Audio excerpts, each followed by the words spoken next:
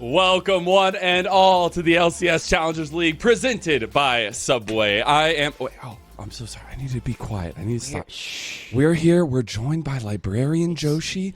I am Mazel, and we're going to have a great time. It's story time. I know over in Texas you tend to be very loud and you need to speak up because nobody can hear you over all the trucks that are going on over there. So hopefully we can tone things down. I don't know if I should say the other thing I was planning to say. So we're moving on past it. I'm going to go ahead and get boisterous because we got our final day of week number 3 here in the NACL, and it's really exciting. We're going to go ahead and bring up the standings here as well because I want to take a breakdown of exactly what we've gotten.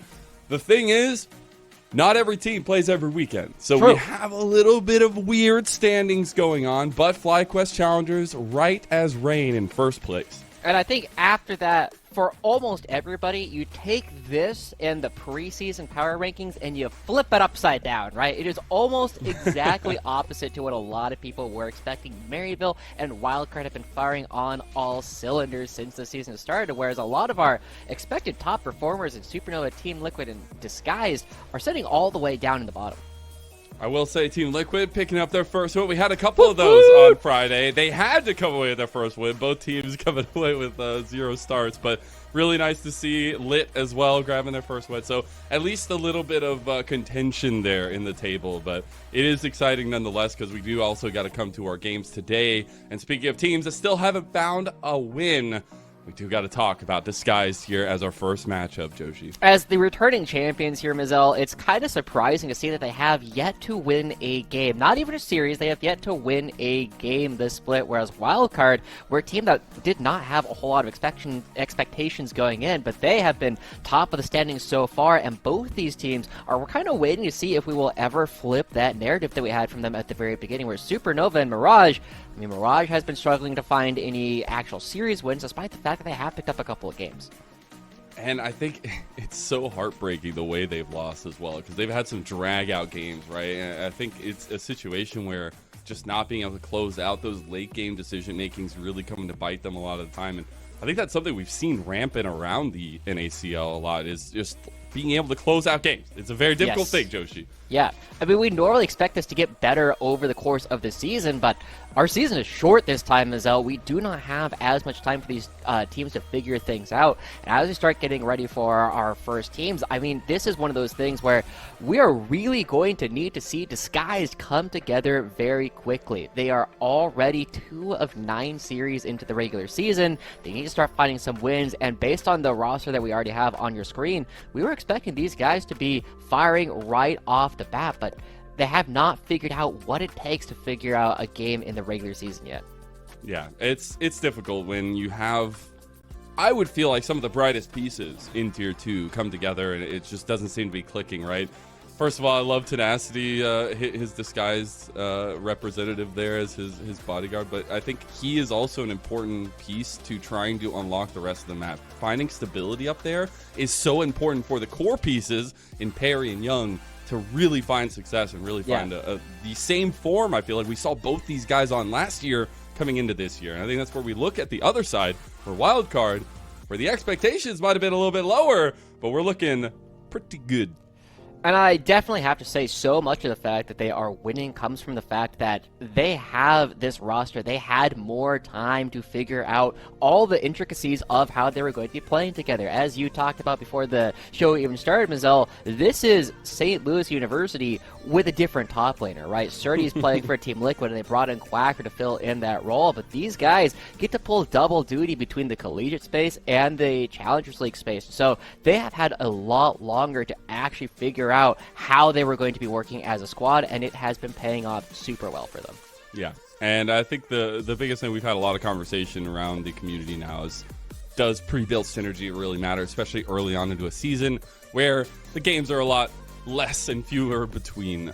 So I think that conversation of does collegiate really represent a nice synergistic building space for the team like this? I think absolutely, and I think we've seen them in CLOL, at Gateway Legends. We've seen them at Hugh Fest. They got second place at Hugh Fest. We've seen them at the 66 lands. We've seen consistency from this Slew roster. I think it's really important. Obviously, Chu, the director there behind them, really making this team come together and has a vision for success for CLOL, but now a vision for success for his players in Wildcard here. As I think it's really important to highlight Darkwings and Winnie as we get into draft here. I think Azir is going to be a pretty important staple for both these two teams, but I think this duo for Wildcard, they've got to find some good pieces early. I remember production was asking, hopefully we don't get any Azir today, and it's like, well, I got some bad news for you. We're still on the same patch. But I do want to go back to what you're talking about a little bit, in the fact that Darkwings, Aaron, and Doxa in particular have been overperforming a lot of the expectations. I know that earlier on in the season, Doxa in particular had expressed to his teammates that he was not necessarily the most comfortable playing in the support role, right? He was not feeling as though he was living up to the expectations that he had of himself. But you actually put him on stage, and he's been doing a lot better than I think a lot of people were expecting. And Darkwings is also on this redemption trail where they were playing in Tier 3 for a while after being cut from the academy at the time, and now they're having a fantastic start to the season, going up against DSG. If they can find another win here against Team Liquid, Mirage, and then Disguise, they're going to be taking down a lot of the teams that people had ranked above them. They will. Also, Doxa, from the long time ago, it feels like now TSM Academy, but true. It's crazy. This Slew roster, they found the pieces in the dirt. It feels like a lot of pieces that felt like they were left over or gone away. So it's exciting stuff to see this roster come together. But that means that Disguise are on the back foot coming into the series, and they need to find their first win of the split. We do have bans all the way across the board. We got the Darius, the Karma, and the Callista banned by Disguise on the blue side. On the red side with Wildcard fitting their color scheme. Got the Seraphine ban towards Manui, respect ban. The Ashe and the Senna there as well. And this has been a format that a lot of teams have had success going into Disguised against, just banning out as many of the marksmen, as many of the different things that Nui is likely to play, and it's been forcing Disguised to adapt relatively early on in the way that they are looking to actually pick their champions, and that's part of why we see this early Varus. Partly, it's a very good champion, London. You have a lot of opportunities, a lot of different paths you can take with this, but also, it means that you don't have to take another couple of bans towards Manui in the second half of the draft. Also, shout out to Quacker with his hovers. The Olaf, which literally was living in people's nightmares last year in an ACL, making it back here. But I will say the Oriana lock-in, very safe here very for safe. Wildcard. It also pushes away a little bit of the likelihood of seeing the Azir. Now, while Young does play the Azir, it is not the easiest matchup to go into the Oriana. We know Darkwings is very comfortable on both sides of that matchup. However, it does leave a couple of spots that are a bit surprising to me, in the fact that Young likes to play a lot of the melee champions that do have decent matchups into the Oriana. We know that he was hovering the Akali earlier on. We know that he's willing to play. He loves playing it into the Azir. But the question then becomes, because we're playing Fearless, do you want to take the Akali now into the Oriana, or do you want to wait for Darkwings to play Azir next game and take it in an even better matchup? That's always the most curious thing, because when you talk to players, I mean, a lot of these teams are coming in here with preset drafts in mind, the things they want to grab, because Fearless kind of binds their hands as time goes on. There it is, right as sorry, production. sorry, production. This is an L. We do get the Azir though, and I think it's strong for a reason. I think the first item, Spike Nashor's Tooth, is actually crazy. We talked so much at the beginning of the split at how tanky Baron is now. Nocturne. Azir makes that a little bit easier. True. But also Nocturne. This is the perfect spot to try and grab it up. It has been so consistently banned throughout most of the season, but it gives them a spot where they have multiple combos they are trying to pick up. They do decide to go for the Lucian in order to try and have a little bit more control over the early laning phase, but now it doesn't mean that they have access to the Nocturne. It's almost definitely going to be banned moving into the second half of the draft, and they need to make sure that this Lucian milling combo has a lane that it can win into going into Manui and Poom. I mean, we've seen, at least over in the LPL, we've seen teams literally give up multiple power picks just to get this duo in bot lane. It is ridiculously strong. The amount of burst damage you can do, but also the sustained damage it allows Lucian to have throughout the game now is actually insane. So I like that they're trying to focus, because when you talked earlier, Wildcard, it was about this setting up this bottom duo for success, really Darkwings having a mainstay in that as well. So I think this is a good step in the right direction, at least. And as we're in the second phase of bans, The Bard, Nautilus by Wildcard, focusing that bottom side a little bit more. The Nocturne and the Olaf Band by DSG. Yeah, I'm kind of looking at this as a setup for DSG to play something like the Blitzcrank in order to really create pressure going into the melee. And going back to it, tried and true for Winnie as well here in the Xin Zhao. You have a lot of skirmishing power, but one of the things that I am a little bit worried about already looking at this is you're going to have a major range deficit later on in the game between the Vars and the Azir. You're going to be dealing with a lot of tools from DSG to play long range, and Wildcard currently don't have the best tools to interact with that. They're very reliant on using Lucian's ultimate to take things down. With this Nico coming through, I mean, it's another tool to create a ton of space in the midfield, and so Wildcard, they need to find a way to get into the backline really easily or create a ton of pressure on the side, because Orianna can win into the Azir, but it's not going to be a great matchup into the Cassante for most of it, and they really need something that can do that.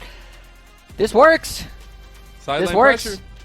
We've seen the deer just run at people. It works most of the time. But I want to highlight DSG a little bit here before we get into it, because they got flangles for days here, Joshi. They do. It's like they've got so much variability in the way they approach team fights, it feels. Yeah, and I think the big thing is they have all these tools, and they don't necessarily need to use them, because they have incredible battlefield control with the champions they've already picked up. You have a wall that you can make. You have an AoE route that you can always throw out from Manui. You have Poom with this massive danger circle in the middle of it, and Tenacity can just remove somebody from the fight. You have so many tools to just take these front-to-back style team fights. As long as you're not grouping up on top of a shockwave, there's a fairly straightforward kind of game plan coming through from DSG, which will hopefully help them out quite a bit, because every single time we have a wildcard game, or rather every single time we have a Winnie game, you know it's just going to be an all-out brawl, and DSG are very easy to play.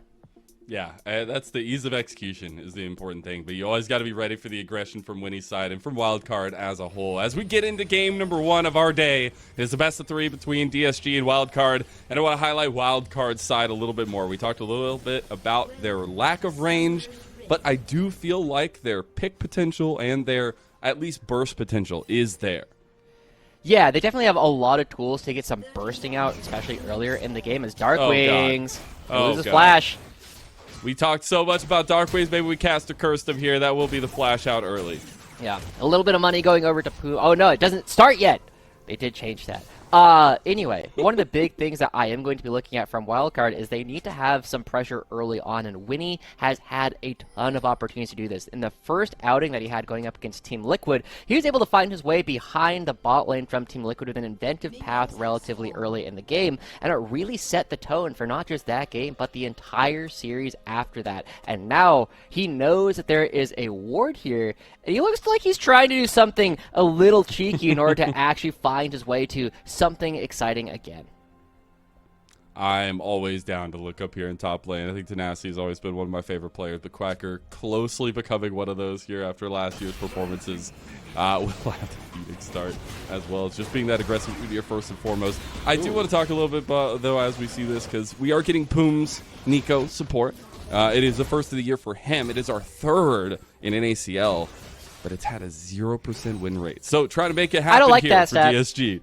I don't like that stat. I think he's pretty good champion. Just leave that one out of here. We're going to leave that one. We're going to ignore that, but we are going right on back. Tenacity zoned out. Actually, he gets a lot of that experience, but he's taking a lot of damage. Eventually, people will realize that maybe we don't need to take half our HP going into the Udyr at level 1, but this time Quacker does get it, but he doesn't zone out Tenacity of all the minions. It looks like there were still two melee minions that Tenacity picked up, so not doing too bad on that side of the map, but Winnie, he cleared out his top side. He's now moving towards the bottom side, and Perry, he's going for everything on the top side. So he's going to have to decide what camp he wants to skip in order to make sure he can match Winnie. Yeah, we already see Winnie playing a little bit with the head games here in the jungle pathing. He will also get vision here of Perry. That gives them so much because bot lane's under fire here, and the lack of range really already coming to bear as Poom able to get out of lane so early. And this is really important. Getting that ward down, having the early prio does mean that Winnie, I mean, look at what he's trying to do. He's waiting for the wind becomes lightning in order to try and jump into this outside of vision. But that is the kind of reason why we love watching Winnie play. He's so cerebral when he goes for all these things. But the problem is, as soon as he steps out of it, they're going to know exactly where he is. So some of the early pathing that we've known Winnie for so far this season, not going to come to fruition as long as Disguise don't make a major blunder. I think that's something for me, for Winnie, that's always been a key to his play, is his aggressiveness sometimes gets the better of him. He's a very cerebral player, and I think he can be along the likes of a lot of these. Yeah. He's just going right around. He's going to find Perry, but he's down a level. This is rough. Xin Zhao is good at skirmishing. Vi, pretty good skirmishing early, too, especially with the level lead and that red buff already there. So it's going to be given. Scuttle Crab over to Disguised, and a bot lane priority given their way. Yeah, and Perry all the way down here as well. Originally trying to find a way to counteract what Winnie is doing, but Winnie's on the top half. Now they look for a dive. That lack of range, maybe coming here. Doxa in some trouble under tower. Doxa flashes, but it's still first blood over to DSG, and Aaron can't really do anything about it. Ooh, that was beautiful. That's one of the things I love watching about Perry is his visualization of how the play needs to work. The fact that he's not starting with the Q in that entire sequence means that he's so ready to fight. He follows up on the flash, and now Tenacity needs to find a little bit of safety, but that's what we love seeing about these two junglers. Tenacity taking some awkward steps there on the back end. Going to take an extra Phoenix shot on that as a little bit of trouble up in topside. But yeah, I think that's something we've always known for Perry. It's been so cool to see him on a new org, but on Fear, this is where he made his name. He was so vocal, and he was so ready to be the carry for his team. Yeah. Watch this. This is one of my favorite things to see from junglers is when they hold on to their mobility and crowd control especially in order to follow up after their opponent's mobility has been used. He starts off with just an auto attack coming through here on Aaron, and as soon as the dash comes through, he follows him immediately. Happens to hit Doxa and flashes after that guy as well. And that's the kind of thing where you know that's not a reaction kind of play. That is the kind of thing where he set that up. He knew every single chess move, and he played the opening to perfection, fighting that first blood for themselves, and already setting Disguise on a path to potentially change their fate. For me, it was the swiftness of the Vault Breaker as the dash is already like going through. Like it's literally as he's dashing, and Lucian's dash is not a charged ability like Vi's Vault Breaker is, which is actually crazy to me. Now we do see Wildcard taking advantage of the other side of the map, though. Will be a trade of objectives, something I feel like we haven't seen very often in an ACL because the timings are a little bit weird sometimes on map distribution, but here we have it. Yeah, and it is going to be, you know, vaguely even. The Cloud Dragon is very nice for the side of Disguise. Actually, in particular, all of these backline members who can now better escape Winnie and Quacker during the elongated fights. But Perry, he does get spotted coming out to the bottom side, but that does mean that Dox has to be careful. He has no flash. Shockwave onto Young in mid lane. He still does have the Emperor's Divide. Will burn his flash. Winnie was still chasing him, but now just trying to put pressure down bot side. Yeah. I'm surprised Winnie's backing out as quickly as he is, but he needs to get to his own side of the jungle. He's going to get caught.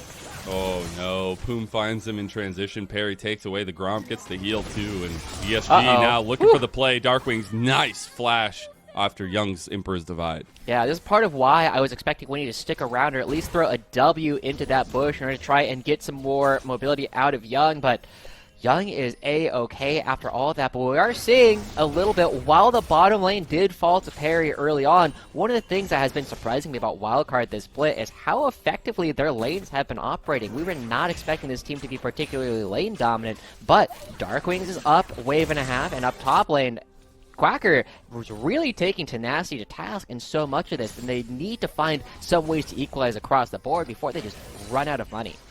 God, I love this so much. Winnie and Perry are just mind game playing chess, and Tenacity is now the rook that comes in over the side. It feels like Perry chasing him down. They give the kill to Tenacity, and Quacker's sitting there with question mark pings. I mean, that's what they needed to do, though, right? They're getting a little bit more money coming through, and I like that chess reference coming through, Lennon. You're really speaking my language here, but at the same time... Trying to. They're gambiting a whole set of plates on the top side of the map because Quacker is just left up in the top side completely free to hit. So they do sacrifice a little bit in order to make that play work, but they will be getting a lot of it back on the other side of the map. And so we will see how effectively this gold lead can actually maintain itself as Tenacity, again, needs to fight for his parity in the lane. The thing I'm so worried about, though, is we talked how important this bottom lane can be for Wildcard, and kind of just left them to the Wolves down here, and those two Wolves being named Poom and Manui. And that's another thing that has been very surprising, right? Ooh. Just got a little bit of that sustain. The warm hugs definitely doing some work. Nice little block from the clone of Poon. Yeah, really a heads-up play coming through there. That's another thing. A lot of people have been criticizing this bot lane, and they're going to be attacked in a sec. They're trying to play super aggressively because Winnie's around the corner. He does have the Wind Becomes Lightning and the Crescent Guard. He has Flash. All the tools available. Darkwing's trying to get in here. That's a nice Flash Crescent Guard. Oh. Manui not going to go. Oh, Darkwing's picks it up too. And that's the best case scenario. Oh. Aaron doesn't go down either. And it's Winnie that picks up that second kill. Oh, the Flash coming out from Poom at the end. I respect the idea, but it ends up getting taken down. And we were just praising Perry for his ability to visualize the play in the dive, and now Winnie does the exact same thing. He knows, I do not need to throw out a single skill shot. I can guarantee that I'm going to get this crowd control off, and now Young catches him. Darkwing's not having the ability to get out of that one. Just gets bursted down even after the shockwave. One Sand Soldier will do the work.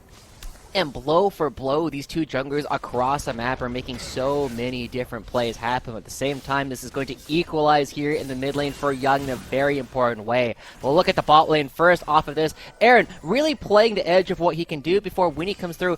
He knows that Manui and Poom are waiting for the Wind Becomes Lightning in order to use their own Flash. And again, using the Flash proactively, making sure they can keep up to the AD carry. And then as he chases down Poom, tries to go for a little bit of damage onto Aaron to pick up that kill. But guaranteeing that they have nowhere left to go, eliminating all their options instead of just throwing out his mobility to start the fight. Yeah. I'm surprised. I think Poom was trying to get in range for an Ignite. I mean, that was 100% a kill with the Ignite in the end. I guess he has the ability to get out of that one with some help, but it's really tight-knit here between these two teams, and exactly kind of what I would expect with these two and what I would want now.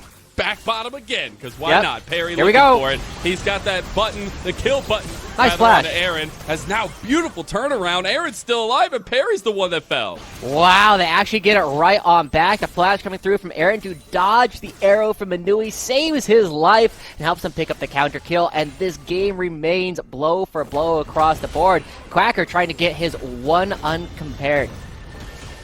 Trying to, at least. We'll have some pressure up there in top side of the map. Now the big question is, with that pressure from bottom side for Wildcard, they could get their own dragon to start the stacking here about 25 seconds out. Meanwhile, we also have the other side of Grubbies coming with Quacker having this much priority. It could just be it. Tenacity, you've overextended your hand here as Quacker just completely solo bolos him. I don't really know what to say about that one. That was just Tenacity being seems wrong. Like there was an issue. Okay, I mean, there's no way you step up like that. Like, I gotta admit, that one was a bit baffling, Lennon. He just sat there and took it, which is not how you're supposed to do any kind of fighting ever. He just got slapped in the face over and over again, and by the time he used the ghost, it was way too late. So, I mean, good kill to Quacker, but I'm going to say that Tenacity more solo killed himself there. Quacker's like, are you sure? Are you sure? Is this really what you want to be doing? Some missing pings. I love it. Yeah. We'll find out a little bit more about what the pause actually is. I really hope it has something to do with Tenacity's equipment. It is a lag spike is what we're hearing about. So if it's Tenacity... It was Winnie. It was Winnie. Oh, well. It was Winnie. Oh, no. Okay, we're not going to... It's fine. It's fine. Mazel, I do want to set up a brief statement, right? We went into this split expecting that Tenacity was going to be the guy up in the top lane, right? Him. He was going to be Himothy, you know. And every single split of Challengers League and Academy before that, we've had that guy. And it was Tenacity for several splits that he was here. It was. He has not been that guy. And something that I kind of want to attribute it to is in most of their games, I feel as though Disguised bot lane has oftentimes been falling behind in times where we were not expecting them to. And so Tenacity has felt a need to actually fight and go for some of these more aggressive plays to create the space for the rest of his team to do something. Yeah. His bot lane's winning this game. So, like, I don't know what the plan is on this one. And that is really setting Disguise in a spot where they might not have the tools to come back. And we know that Wildcard, they're the comeback kings. They are. And the blow-for-blow nature of this game so far has led to where a kill like this actually means a lot. And we see it wasn't a lag for Tenacity. It was just a death as we get back into the game. Yeah, and as we go back in, we are going to be seeing a second dragon going over to Disguise. Ooh, they're going to be pulling off, and instead, Wildcard has the time to come and contest. Oh, but I like that. Did they want to? Wildcard overextended. Winnie is just going in. What has happened? What? The pause has broken people's brains, and now we get the second dragon over to DSG. Now, I can kind of excuse that one, right? Because Darkwings runs in. He runs in completely blindly, and then there's a good trap set up by Disguise. I can excuse that. And then Winnie was kind of just also caught in the exact same net, so... He fell victim to the death wall, which is now what I refer to that wall in front of Dragon Pit, because literally, if you choose the 50-50 on which side you want to go on, and you're one wrong, of those is death. Yeah. Like, every single time. I don't think I've seen a single person, if you don't have flash, you're dead. Like, yeah. It's over. That is, I am willing to excuse that, and I actually think that that was a good play from Disguise to turn away from the initial fight in order to go for the actual kills. But now, Wildcard getting caught again. Winnie just gets immediately cease and desisted. He will no longer be able to do anything, and Perry goes on a killing spree. Meanwhile, Quacker gets caught out too, and it just feels like an avalanche has been headed the way of Wildcard. Run! And they're being taken. Oh, he gets him! Quacker gets the shutdown. He gets knocked back one more time, but Wildcard trying to make something happen on the other side. Darkwings gets one back. It's a 2v2, and Darkwings and Doxa feeling confident. I mean, ultimately, just trading of kills back and forth. It is the 2-for-2 like you call out, and we see in the bottom lane, Aaron also used the culling. We don't know exactly why, but as we take another look at this, Winnie, he doesn't have the friends here yet. Doxa is still on his way. He starts the fight too quickly, and Disguise, they're happy to capitalize on it. But then after that, we get to see, Udyr is kind of a good champion, you guys. He just is able to stand by himself in the middle of 4 members, and with that shield, with the extra auto attack power that comes through, he's able to find more kills. And in their chase, Disguise end up leaving Young just by himself, and Wildcard are going to be the ones, I think they were they got the first 3, so they should have the little Twitch chatters. That's you guys every single time the turrets start taking damage. I've been spoiled because LPL has a grub counter, so my brain no longer tracks those things. Yeah, so, but there it is. No, it's hard. There you see? we go, though. They got the 2 of them. Yeah, I used to call them Twitch chatters. I kind of want to revise that a little bit to the Plat chatters, because they will say the wildest things in chat and be absolutely convinced they're correct all the time, and then they'll just attack you. So in this many case, of them? Have you not seen Twitch chat, Lennon? There's a lot of people there. It was a joke. Meanwhile, we do get some trade on the other side. Young trying to clean up some turret plates and actually doing a really good job of it with that Nashor 2 spike. I talked about it in draft. I feel like this one-item spike for DSG is actually pretty strong, especially with that Sundered Sky completed for Perry. The setup is there. Yes. And Poom has a lot of tools. They have we already talked about a lot of battlefield control. Perry with the ultimate, like, whenever you see Aaron dash forward like that, you always have to ask, is this the moment for Perry? Is he going to punch him in the face and take him down? Well, right now, Wildcard are going to be doing their Rift Herald, and it's just a completely split map, and nobody has been matching Young. Darkwings is finally there, but Young has teleport to join the fight. Tenacity is showing his face. The rest of DSG walking over here. The Rift Herald already gone. There's the cease and desist on Aaron. Boom trying to cut them off. Aaron just gets blasted there. The shockwave does come back across here soon, hopefully. As there we get the damage down, and Winnie has gotten the Nui. Quacker got Poom. And meanwhile, Tenacity's kind of popping off on the Cassante. A little bit of fighting at the bottom side, though, as I think he's going to go ahead and use that when he finally did. I saw some fighting at bottom side, but he didn't actually pull the trigger earlier. It means that Young actually gets the upper hand down here. And Disguise, they're also going to be able to just hit this mid lane because Perry is the only one alive in the center of the map. This is one thing that Wildcard have been having both success and detriment, is they are so committed to bringing everybody to a certain part of the fight. And Doxa, he's like, okay, well, maybe we can prevent this guy. Oh, he stops the Q. Perry getting blasted now by the culling. He's trying to take down Doxa. He's a melee range. The shutdown, 450 gold, right to Aaron. And the turret survives as well. That's a really big potential gold swing that we just saw, but I hope we get a replay of that last fight around the Herald, because I want to point out Doxa's path throughout that whole thing. It was incredibly funny, but now we should see this structure go down. Minui and Poom will finish what Perry started, and they open this up in order to create more space for this upcoming dragon, which spawns in only 30 seconds. It feels as though Disguise, they've held this small lead throughout most of the game, and this is where it can really come to a head. If they can take this down and prevent Wildcard from starting to get the counter stacking in, it will help them so much as the game gets longer. All I'm saying is, are you not entertained? It is 18 kills in 16 minutes, and both these teams are just vying for that skirmish-heavy control that we highlighted from draft. It favors both of them to be this aggressive, and the fact that we just have a carousel of action going on is right for me. We get the TP in mid lane there. That will be Darkwings coming to join. Priority at mid lane is important for this Dragon Pit. But both these waves are not a good spot for Wildcard. This is one of the things that we were criticizing them when they were AoE. They now are trying to find some space, but they are on both sides of the fight, and we know that Winnie's going to look for an engage at some point. They actually have the presence here. They won't be able to get too much from mid lane, though. Darkwings needs to come join the team. Quacker, very strong as a frontliner, and that's who you got to watch for. He can just run at people like Young and Manui. They've lost a lot of vision. Darkwings cut out. Oh no, Darkwings again gets caught. Nice. It's the blast cone, beautiful. As that Wildcard going back in. Ball delivery system engaged. Shockwave gonna be used. They try to get tenacity here, but Quacker's out of there. Young gets a bounce back. Big pop blossom to save Manui. It's fighting all over the place, and Winnie's already gone. Quacker's still alive somehow, and a shutdown goes to Aaron. Oh my gosh, so many small parts of that fight going one way or another, but Quacker on the deer, still alive. A Wildcard left in control of the area around the dragon, but Perry's the one with Smite, and he is still alive. I mean, that's just an easy pickup for Wildcard here, even if you do get a little bit of presence from DSG. Perry is still at the red buff here. Gonna sneak around the back, only 5,000. Quacker is gonna be the bodyguard, because I think Wildcard realized there might be something going on here. 3,000 health, and Perry finally seen. He will be spotted out. Yep, the yellow card comes flying out, so Perry needs to get out of here.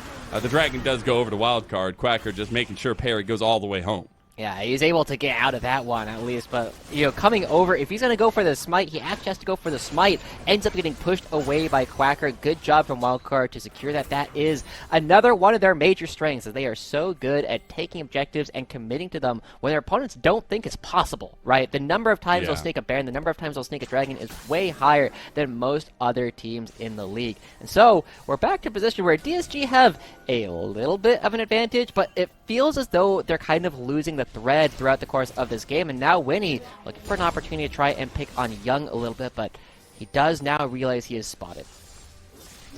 We do have second item completions really coming to a head here. That's why I want to check in on the win conditions that we were talking about coming out of draft, especially because we got the Serap's Gauge now, obviously a little bit for Perry. We have that rapid fire clan and completed for Aaron, giving him that range. These are huge item differentials that can come across. Yeah. I also kind of want to talk about the fact that Manui has opted to go for a lethality style build here instead of, you know, an on-hit build that is also very popular for the Forest. And also the fact that Wildcard is like, yeah, we don't need that. We can just give that turret over to Tenacity if he wants it.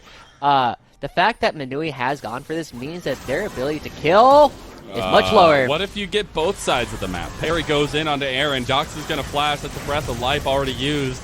Is it going to be enough? The cleanse does get used too. So all Winnie, you're on vision. Winnie is completely duped as he is down and out. Shockwave goes through, and it's not enough for Quacker. Okay, guys, calm down. Calm down. We just keep going. We calm. We're going to take some deep breaths.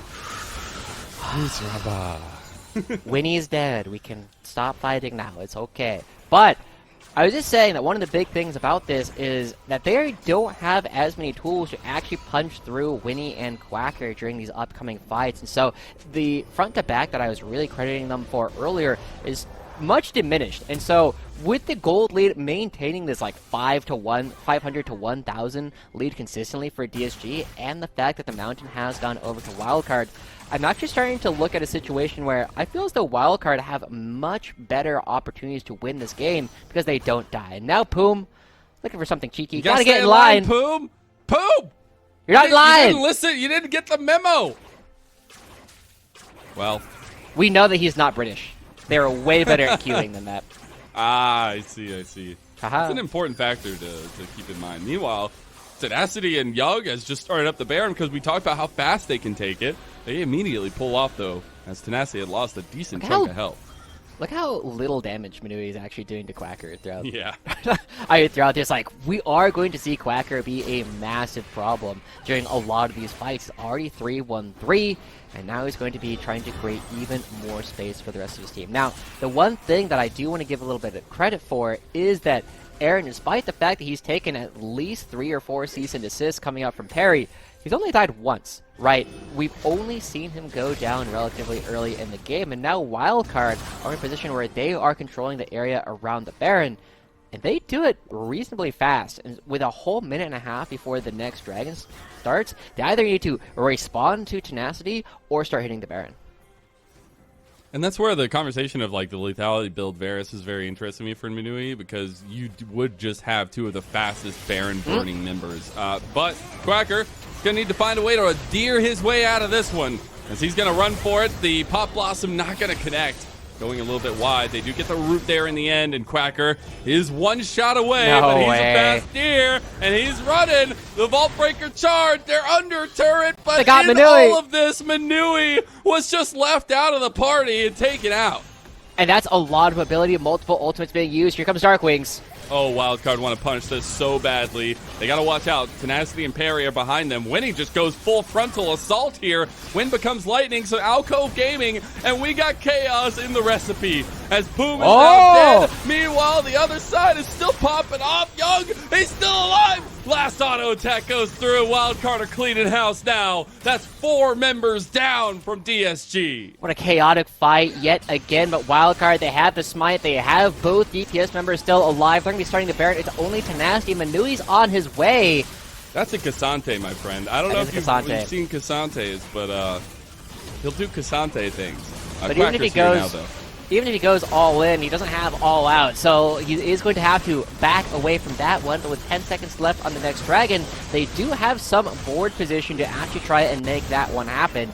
So Wildcard, they're going to get these backs off, but will they get to the Dragon in time to try and contest that? They have the fast backs, but Quacker going towards top lane makes me think they are not worried about this objective. So, Wildcard, this is the first time that they've actually had a definitive lead throughout the course of this game. They got the Baron, they have a gold lead as well. And they say, that's okay, you can have the Dragon. We're going to go right on back to the rest of the fight. And Manui,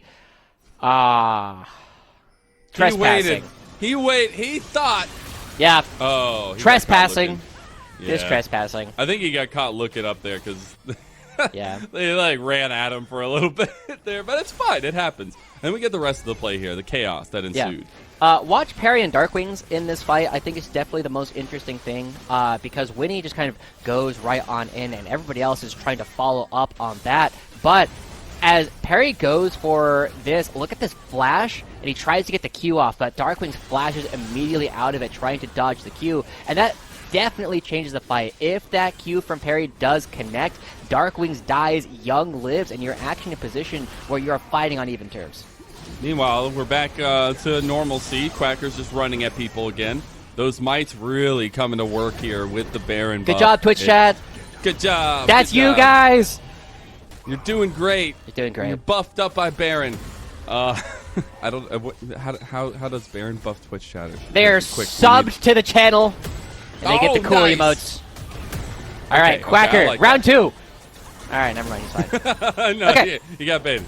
Yeah, one of the things that we have been noticing throughout the course of this game is that Wildcard, one of the reasons why they've had success is they are so consistent at committing to whatever the bit happens to be. And this game has been, we are not going to care about the bottom lane at all. We will get that gold eventually, like when it is convenient to us. But nobody has really been going towards the bottom side, whereas Disguise, they got the first turret in the bottom lane, but ever since, they have not been committed to actually trying to punish that play from Wildcard. And because Wildcard is so committed to whatever play they're doing, Disguise has not been able to find that. And one of the things that we have been looking at on this team, you've got a lot of pedigree on this roster. Tenacity has been that guy. Perry has been consistently a player that will make top 4 in a lot of these different leagues over the course of his career. Young won last time, and so we were continuing to see that all these players, I wonder if we're seeing a position where there are too many cooks in this kitchen, and everybody wants to do something a little bit different. And that's the crazy thing, right? Because you highlighted it. It was DSG who literally won last summer as our champion. It's really important to state that they have changed the roster, everybody but Young.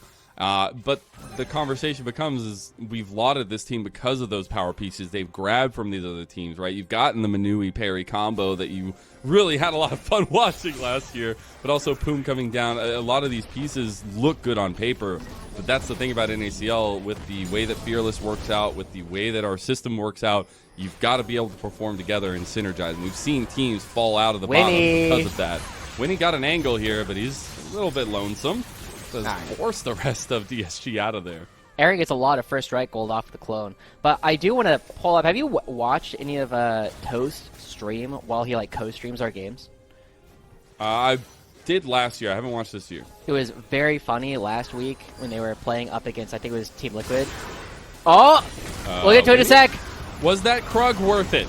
Let's see the shockwave being prepped it might up be. Here and used. Winnie surviving so much, but Tenacity doesn't want to let him go. Nice Q3 there. Quacker's coming Here's down. The team. Quacker's the hammer. Oh, and no. they delivered them to justice. The Poom Pop Blossom doesn't do anything. And Quacker's the thing you fear in the night. The one that comes. The deer that comes for it all. And Darkwings picks it up. Wildcard are off to the races. Oh, no. And there ain't nothing DSG can do here. Perry's just trying to fight out Doxa. But it's a supportal difference. And bot lane is just broken.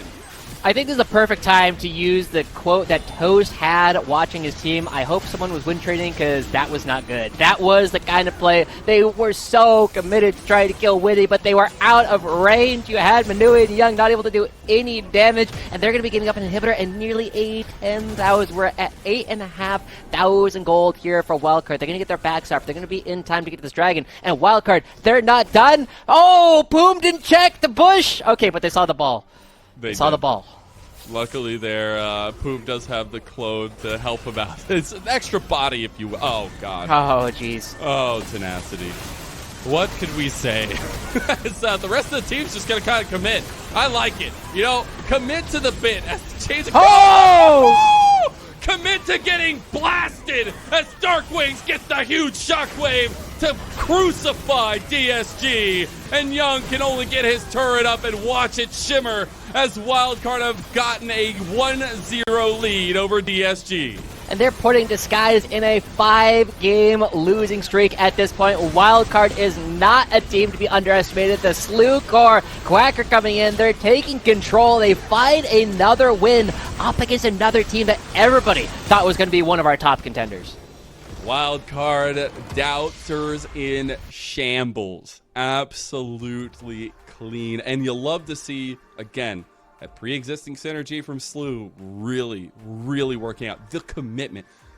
The amount of times this game that we saw the team just say, you're in, I'm going in too, baby. I'm there too. Doesn't matter what the decision-making process was, we are all in. And that is where we've seen success. That is what made Fear so successful last year. And now we get to see it with Wildcard. Anyways, that was our game number 1. We're going to take a little break. We'll be back for game 2. They said it couldn't be done. They said the world would never accept a cookie this long. Or a churro, and probably not a pretzel either. They also said, under no circumstances should those really long and delicious treats be wildly affordable. To which we said, but we already made them. And they are. Introducing the incredible new foot-long sidekicks. Get one at Subway today. Before this guy won this, he actually won this. And now these guys, they're trying to do the same. He's looking for the killer instinct. He's going Basu! in. He finds 2. He finds 3. Basu, you are utterly ridiculous. This guy is also trying to do what that guy did. And he didn't win one of those, but he did win this. Welcome to the new era. A toast to our champions, Disguise. This guy played one split of LCS and then made semis at Worlds. It's been a long journey, but I'm happy to be here now. He's always been really good, but he finally made the comeback. Oh, and he did it with this guy.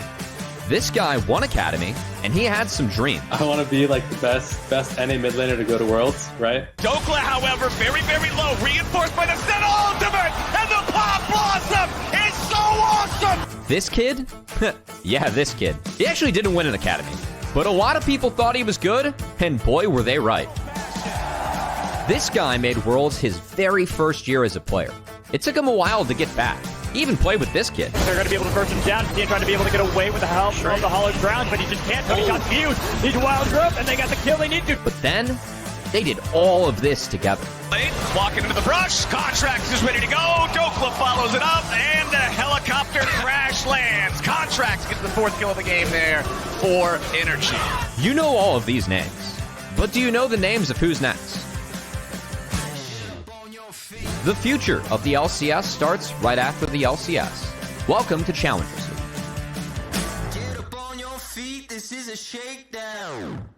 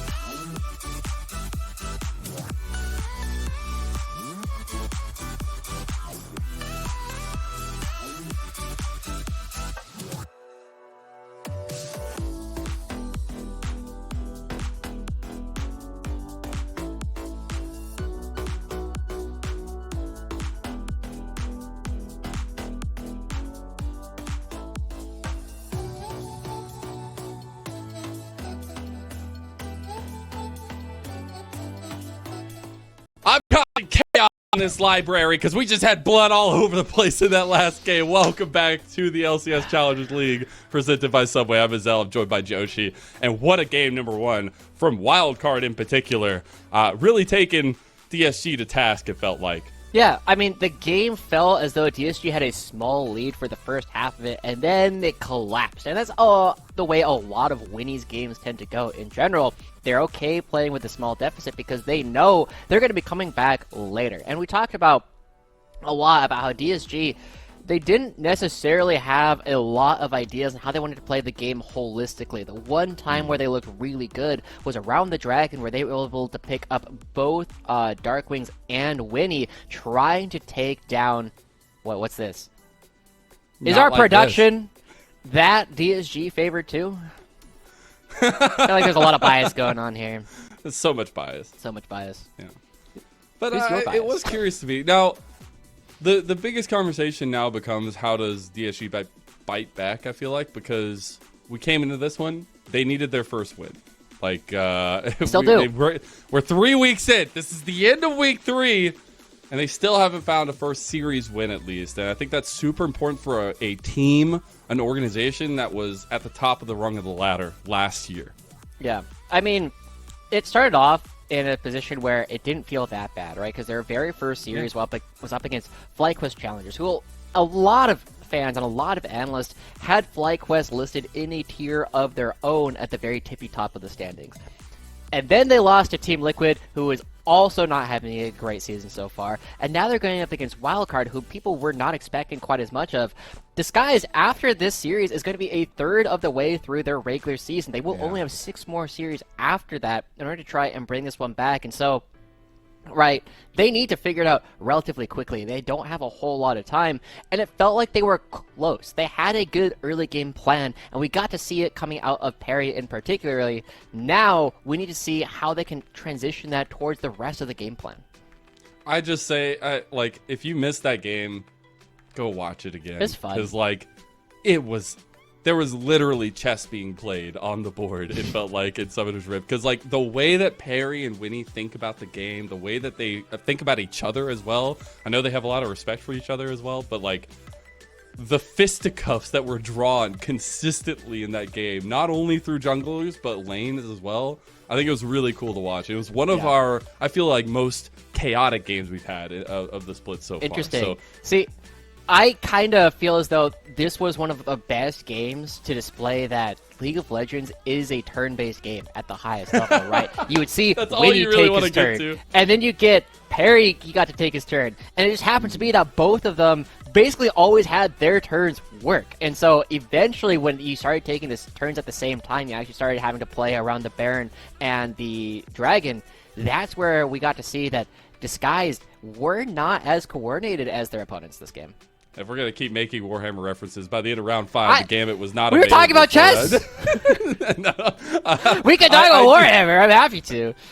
I think a little calmness is going to do both teams a lot more justice in game number 2. I do wonder if that is what we'll get, because we do know the propensity for aggression that both these junglers do have, but the way that the draft worked out, when you get a Vison's out, that's what you're going to get, right? But if we do start getting like the Maokai's, things like that, it does become different, because we also have to highlight that it is Fearless Draft. And so we are not going to get the same picks for the teams that pick them in the game number 1 that we are in game number 2. And I'm a little bit worried for Disguise, because they are going to be on the blue side once again, and the biggest champion that I am worried is going to be disappearing from their pool is Varus, right? We have seen that multiple times going up against Disguise. A lot of teams will ban out 5 bot laners going into Manui, and we got to see, like, his answer used to be, like, well, I guess I'll just play Ezreal as my 8th best champion that I can play right now, because 7 of them have already been banned. And so this has definitely been a position where, with Varus already taken off the table, there aren't really any other S-tier AD carries other than Kalista. I don't know if I've ever seen Manui play that character. Yeah, I'd be very curious. I'm also very curious to get into the games, but unfortunately we have a little bit of a delay. So we'll be back very shortly. We're going to go ahead and kick it over to our player survey video, though, and we'll see you there.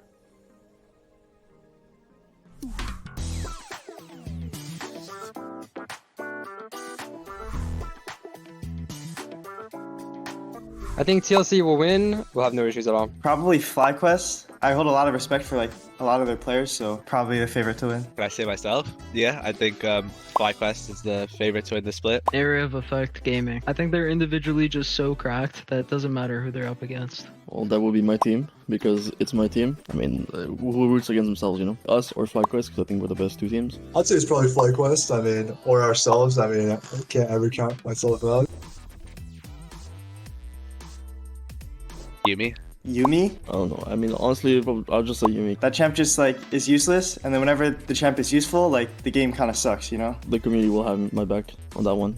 So yeah, just Yumi. Well, this is embarrassing. I think it's Zoe. She's just the mid lane champ that wins jungle matchups, and I also don't even really want it on my team, so I just say Zoe. Zed. I hate Zed. They just farm with Q from far, and then they think they're good when they press R. I think like if you're a Zed OTP and you can play Zed and you like have like the basic combos down, it shoots you up like a whole tier at least. I think I'll choose Zeri. Kind of like the peak of Zeri Yumi meta, and like Zeri Lulu meta was kind of the bane of every top laner. I want to dunk on Shochi. Yes. He's a good friend of mine, and he's a good laner, and I want to dunk on him. All of them. All of them, but in particular, every support player that exists, hands down. Just pick one. Quad. So badly. So badly, actually. This guy has 87 LCK games. He just dropped 2 nukes in his most recent game. So if I can drop a nuke on that guy, then it's going to look good for me. Messages unlit. Give him a little reality check. I'll just choose Dragoon. I mean, we're the 2 like Darius players and ACL, and there's only space for one, I guess. I'll just say that. I just want to be AoE because I think I'm friends with a lot of them, and it would just feel good, yeah.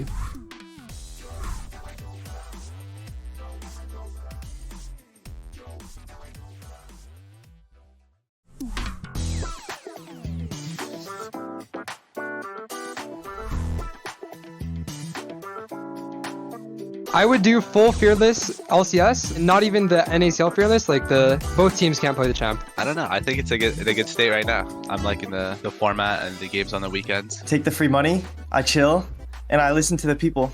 You know, I'll be a good commissioner. I'm adding Duo Q back to Masters, GM, and Challenger to revive the social aspect of this game. I have no idea, but I'm sure I would have the power to do that, so I'm going to. I think I just throw everything out the window, honestly. Like, go full Fearless Draft and LCS or something. Yeah, just try and, like, make some waves. Not too much I can say without breaking some friendships. We'll see what happens. Definitely makes you have to think it a little bit differently. Obviously, the champs you just picked are not available anymore, so the next game has to be different. It's interesting because you're still going to play like the meta champs, and only if it goes to game 3 does it really feel like you have to pull something out of your pocket. I've always had like a pretty solid champion pool. I think that I kind of have more of an advantage. The one weird thing of Fearless is maybe flex pick value is slightly lower than it used to be. For example, Karma's buffed. If you pick it support, you can't play it mid or top or whatever in the next games. It takes getting used to, but I think once people get used to it, it's good changes. Fearless is cool. A couple of players that are just 2 tricks, 1 trick, so it makes them a bit out of their comfort zone. For me, I play every champ, so I don't care. I really wish if it was Fearless, it would be both sides have the Fearless. You know, if one side picks a champ, both teams can't play it. But I think so far it's pretty decent. For our first match, I meditated with JJ, our assistant coach, and Daption and Lens. I think that is going to be my new pre-game routine. I always take some time to like step away, either like headphones completely off, like deafened, some meditation, and like closing my eyes and like focusing. My pre-game routine is definitely to eat like a really good breakfast, play a couple solo queue games before, and then kind of just relax for maybe 20-30 minutes before the match. 1 or 2 solo queue games into LOL dodge game, controlling a little character in like 2D screen where projectiles are flying at you. It's basically like gets your hands warm, and then like a lot of water. Some teams they have like workout in the morning, some teams they have like stretches before the matches, some teams, for example in C9 we always walked for like an hour at home, so I don't know what I'm gonna do honestly.